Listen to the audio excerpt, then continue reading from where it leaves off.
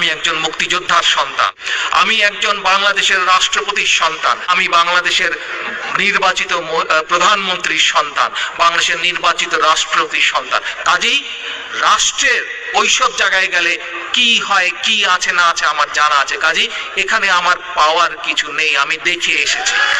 আজ আজ আজ আমি আমার বাবার রেখে যাওয়া আদর্শ পালনের চেষ্টা করছি। কতটুকু সফল হয়েছে পরবর্তীকালে জাতি সেটি বিচার করবে। আমি আমার মা দেশনেত্রী খালেদা জিয়া যেই আদর্শকে সামনে রেখে মানুষের জন্য সংগ্রাম করেছেন, মানুষের জন্য কাজ করেছেন, সেটিকে সামনে রেখে রাজনীতি করার চেষ্টা করছি।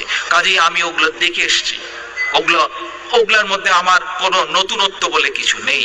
আমার কাছে একটিই চাওয়া, যে জন্য শহীদ রাষ্ট্রপতি জিয়াউর রহমান জীবন উৎসর্গ করেছেন, জীবন দিয়েছেন, শহীদ